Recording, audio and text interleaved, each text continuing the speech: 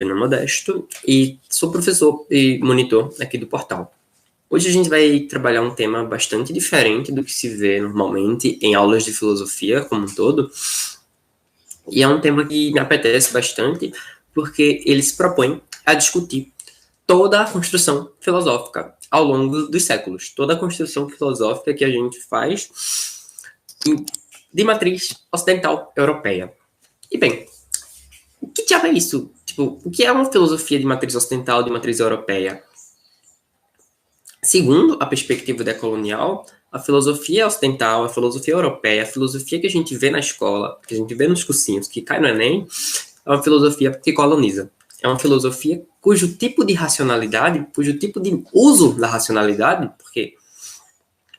cujo tipo de uso da racionalidade é voltado especificamente e intencionalmente para padronização do modo de ver o mundo, padronização do modo de existir, padronização do modo de ser, padronização de tudo, a padronização do gosto, a padronização do cheiro, a padronização do modo de pensar sobre tudo.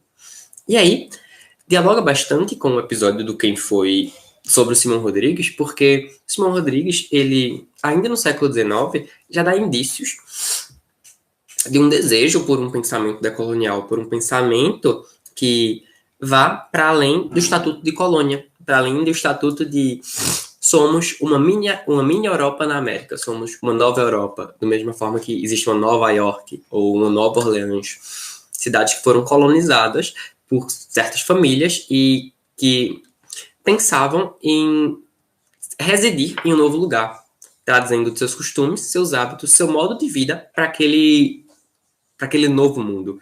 Isso não é.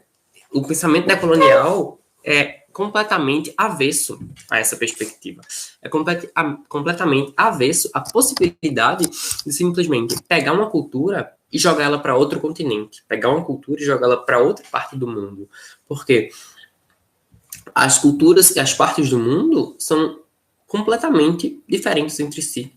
Logo, um pensamento decolonial é um pensamento que dê conta e que pense e que se coloque a partir da historicidade de cada local, a partir da historicidade de cada ambiente, a partir da historicidade de cada povo.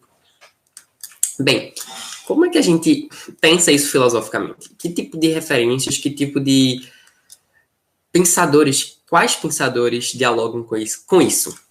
Bem, temos o Simão Rodrigues, que, embora ele não se coloque enquanto pensador decolonial, ele não se intitule enquanto um pensador decolonial, enquanto uma matriz de pensamento decolonial, ele não toma para si o título, até porque o título não existia, mas ele já nos dá categorias que nos servem para pensar pós-colonialmente, ou decolonialmente, ou descolonialmente. Bicho, já rolou muito debate entre qual o termo certo ou as distinções minuciosas entre termos. Mas, convenhamos, tá todo mundo falando a mesma coisa, tá todo mundo debatendo um mesmo horizonte. Um horizonte de se entender não enquanto colônia, mas agora se entender enquanto livre e autônomo. As antigas colônias hoje são livres, hoje são autônomas e podem determinar-se a si mesmas, certo? Inclusive, racionalmente. Veja que ironia do destino. Que ironia da própria razão. Então, o que é que tem de tão característico? Pós Simão Rodrigues, a gente tem, na própria América Latina, um pensador bastante conhecido e que dialoga entre várias áreas do conhecimento, que é o Henrique Dussel, que é um filósofo de formação, mas, embora funde a filosofia da libertação, seja o principal nome dessa filosofia da libertação, que é uma corrente tipicamente americana, que, de fato, dialoga bastante, e a gente pode entender esse diálogo justamente enquanto a ordem da colonialidade. Por quê? A gente não está dizendo, vamos pegar... Já me foi perguntado isso em uma apresentação de trabalho na universidade. Bicho, tu trabalho é massa, sendo que parece que tu tá pegando o bebê e jogando fora junto com a água do banho. Só que não é isso que a gente faz, não é isso que quem pensa decolonialmente, ou pós-colonialmente, ou descolonialmente, enfim, tá fazendo. A gente tá simplesmente se propondo a fazer, passar num pente fino, passar na peneira, peneirar o que é que serve da Europa, o que é que não serve da Europa, e como é que o que serve e o que não serve, não hoje, mas ao longo da história, o que nos servia, o que nos parecia correto e o que nos parecia errado, foi construído historicamente.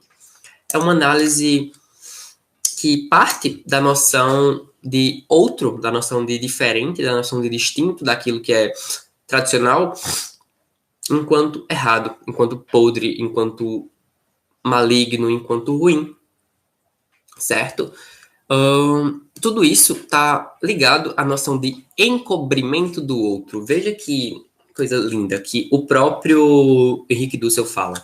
O Henrique Dussel, um filósofo argentino, tá? Ele é argentino, fazendo filosofia. Vê que chique. Ele é argentino, mas há muitas décadas já ele mora no México, exilado. Enfim, mas o Dussel, ele fala sobre encobrimento do outro justamente em 1482, de 82, salvo engano, é o nome do título, 1482, o encobrimento do outro. Que é justamente quando os europeus chegam à América. E aí não é o descobrimento da América, não é o momento em que eles descobrem um novo mundo que era inabitado ou era habitado por povos primitivos que não conheciam nada e precisavam dessa luz da razão, como se coloca. A luz da razão vai chegar à América e vai torná-los civilizados. Já existiam civilizações aqui, tão complexas e tão intrigantes quanto, se não mais, quanto as europeias. Porque se a gente vê qualquer artigo de cerâmica produzido na América, é muito mais interessante e muito mais rebuscado do que os artigos de cerâmicas vikings. Entende? É só a questão de valorizar o que deve ser valorizado, ou valorizar o que tem de próprio. É algo semelhante ao que o Mangue Beat faz na cena musical. O Mangue Beat é o último movimento relevante do rock. Gostaria de enfatizar isso. O grunge não, Mangue Beat. O Mangue Beat, o último movimento relevante da história do rock, ele faz justamente esse movimento de pegar uma série de influências entre o rock que o Lúcio Maia adorava no Nação Zumbi e o rap e o hip hop que o Chico Science também adorava no próprio Nação Zumbi e jogar tudo isso num balaio com o maracatu, que é um tipo de música muito tradicional do Nordeste, muito tradicional do Recife. E quando se faz isso, quando se pega o que há de interessante lá fora e o que há de interessante aqui dentro, a gente dá uma misturada muito interessante e cria algo novo. Então, a decolonialidade, o pensamento decolonial, é um pensamento que se propõe a criar algo novo, a inventar, como diria o Simão Rodrigues, a partir do que já existe, a produzir algo nunca antes visto, porque nunca antes foi pensado. Embora esteja aqui na nossa cara, se fosse um bicho comer a gente, a história do nosso continente, a história do nosso país, Brasil, se fosse um bicho comer a gente, porque a gente não conhece, a gente não consegue enxergar. As luzes, é uma frase de efeito muito, muito podre, mas as luzes da razão são tão brilhosas que nos cegam. As luzes da razão são tão fortes, os holofotes da razão que se colocam sobre a Europa são tão fortes que acabam cegando e a gente não consegue ver nada além disso. Não é não, pai? E aí, meu pai aqui fazendo participação especial. Quer mandar um beijo? Beijo. Tá vendo? Ele é tímido, não quer mostrar o rosto, não. Então...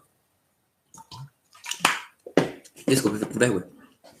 Mas as luzes da razão, elas são tão fortes, elas são tão poderosas que acabam focando, elas acabam deixando em foco uma parte da história apenas. Essa parte da história que não só nos aprisiona, como nos romantiza de tal forma que a gente percebe enquanto natural.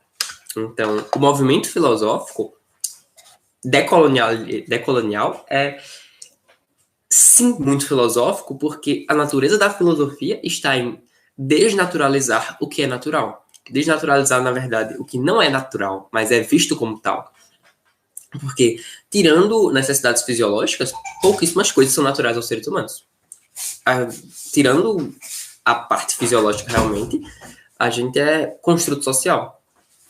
Inclusive, o nojo, por exemplo, que é algo que parece tão natural e tão peculiar a todos nós, é construto social, é construto cultural. Pode ver que toda criança fica se lambuzando com cocô. E a gente entende como uma coisa muito cebosa. Eu entendo, sabe? Vocês entendem melhor do que eu que eu tô falando. A gente, culturalmente, é treinado, condicionado, aculturado a sentir aversão a fezes, ou coisas do gênero, ou entidades, ou entidades não, pô, ou coisas semelhantes, coisas que se assemelham a isso. Todavia, é construto social, não é nada natural, não tem nada absolutamente natural, é absolutamente próprio da humanidade em sentir aversão a coisas tão peculiares assim. Essas coisas, até mesmo a versão diferente, ela é construída socialmente. Embora tolerar não seja algo um objetivo último, afinal, tolerar vem de tolere, do latim, que é simplesmente aturar a existência. Embora seja desconfortável, eu lido com ela. Não é esse o objetivo, sabe? A gente tem que, de fato, se compreender enquanto construto social e cultural. Por isso que a perspectiva decolonial coloca a todo momento em xeque a percepção que temos da história, a percepção que temos da nossa vivência, da vivência dos nossos ancestrais. É um tipo de pensamento que é muito arraigado na ancestralidade, é um tipo de pensamento que é muito arraigado na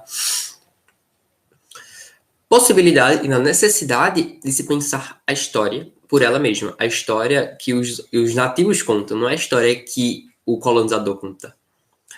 Em Busca de Eldorado, que é um filme fofo que a gente via quando era pirraia, não sei vocês, mas a minha geração de 99 para trás, a gente cresceu vendo esse filme e agora tem na Netflix. Ó, Merchan, paga nós.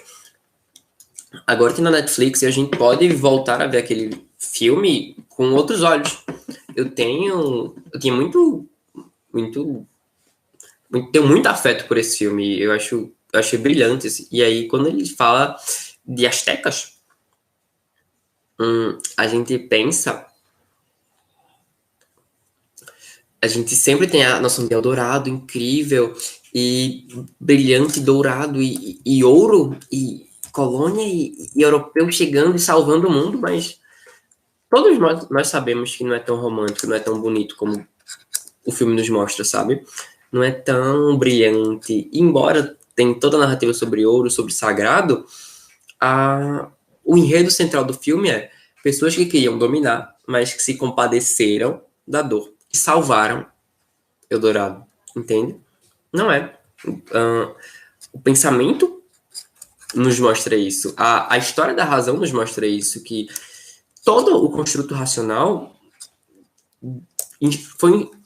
é usado enquanto instrumento de dominação. Toda a racionalidade moderna, a racionalidade não só moderna, mas a racionalidade ocidental, antiga, já dos gregos, muito arraigada no pensamento de Parmênides, que era alguém que acreditava piamente na impossibilidade de haver mudança, de haver distinção, tudo isso vai desembocar em uma racionalidade muito propensa a dominar, muito propensa a excluir, muito propensa a apagar o distinto, a apagar o diferente, a apagar tudo aquilo que nos é desconfortável, que difere de nós, que nos é alter, que foge da si mesmidade. Então, embora a gente já tenha discutido alguns fatores bastante peculiares, e como complemento, eu de fato sugiro que vocês assistam o Quem Foi, de Simão Rodrigues, porque ele nos dá algumas categorias para pensar, já de antemão, a decolonialidade. Eu gostaria de citar alguns autores que podem servir de base, caso vocês queiram se debruçar com mais detalhes sobre o pensamento decolonial. Eu citaria o italiano Domenico Losurdo, e a prova de que o pensamento decolonial ele não está restrito às antigas colônias, mas tal como a luta pela igualdade entre os gêneros não é restrita às mulheres. Homens podem ser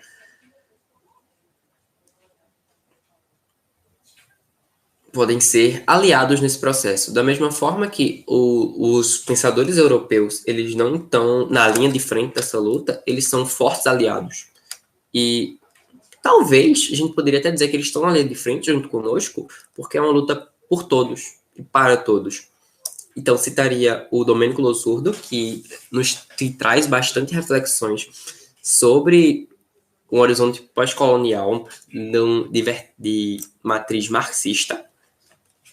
Cito também o Boaventura de Souza Santos, que é um pensador brilhante. Ele dialoga entre todas as ciências humanas, ele consegue fazer links muito bem amarradinhos e propõe toda a questão de epistemologias do Sul, no caso, olhar para os tipos de conhecimento distintos do Sul do mundo. Quando a gente fala de Sul do mundo, a gente, de fato, fala de América do Sul, fala de África, mas também não se resume à parte sul do hemisfério, mas Sul do mundo é tudo que difere do Norte. O Norte, tradicionalmente, a gente tem o Norte enquanto a direção principal, a direção pela qual a gente se norteia, a gente se localiza no mundo, a gente consegue se encontrar.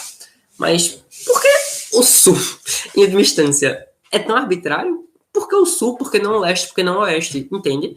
É uma coisa que é tão naturalizada e a gente precisa fazer um esforço hercúleo para desnaturalizar, que parece ridículo o que eu tô falando. Parece algo... conversa de bêbado de mesa de bar. Mas de fato não é. É profundamente filosófico. Tem um profundo sentido racional em tudo isso que a gente discute no momento, entende? Bem, para além do Boaventura de Souza Santos, que é um pensador português, eu deixo o Edward Said, que é autor do livro Orientalismo, o Oriente como invenção do Ocidente, e trata justamente sobre a criação da ideia de Oriente que a gente tem, de uma ideia ultra-romântica que em pouquíssimos pontos, talvez em nenhum ponto, toca a cultura oriental de verdade, senão enquanto um espelho do Ocidente. Porque o que a gente fala sobre si, já diria Freud, o que a gente fala sobre si, sobre o outro, diz muito mais sobre nós do que sobre si mesmo. Entende? Então, fica como dica de leitura. Tá, provavelmente eu não vou ler os livros inteiros, mas fica como dica de videozinho para assistir no YouTube. Dá para dar uma sacada bastante interessante para ter um sul para compreender o mundo de uma forma diferente. Certo? Então, até o nosso próximo encontro. Um abraço e é isto.